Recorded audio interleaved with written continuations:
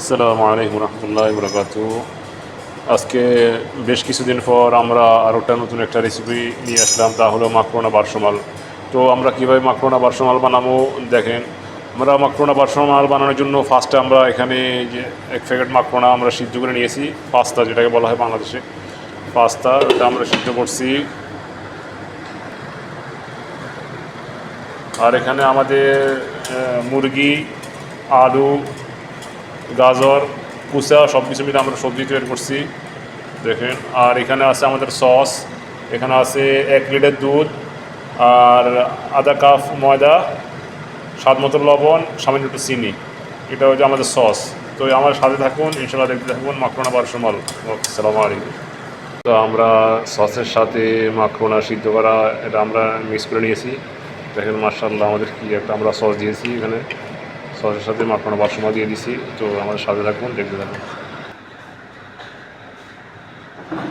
তো আমরা এখানে অর্ধেক মাকরোনা বারসমাল অর্ধেক দিয়ে দিছি, আর অর্ধেক এখানে আছে নিচে অর্ধেক দিয়ে দিছি। আর এখন আমরা এটার উপরে আমাদের সবজিটা দিয়ে দিব, যেটা আমরা রেডি করছি সবজি মুরগি দিয়ে, ওটা দিয়ে দিব।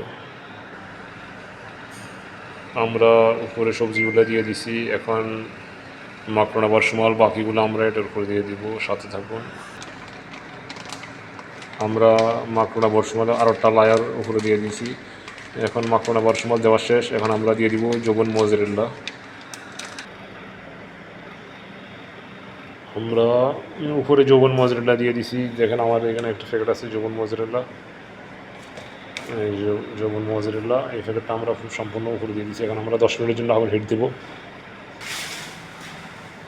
10 মিনিটের জন্য আমরা এখানে রেখে দিব, সেটা লাল হয়ে যাবে। ওকে। তো আলহামদুলিল্লাহ আমাদের মাকরোনা বারসমাল রেডি হয়ে গেছে দেখেন। মাশাআল্লাহ, কি একটা জাক্কাস কালার আসছে মাশাআল্লাহ। তো সবাই ভালো থাকবেন, 5 ওয়াক্ত নামাজ পড়বেন, আমাদের জন্য দোয়া করবেন, আমরা আপনাদের জন্য দোয়া করি। আল্লাহ সবাইকে সুস্থ এবং নিরাপদে রাখুক। ওকে, আসসালামু আলাইকুম রহমতুল্লাহি ওয়া বারাকাতুহু।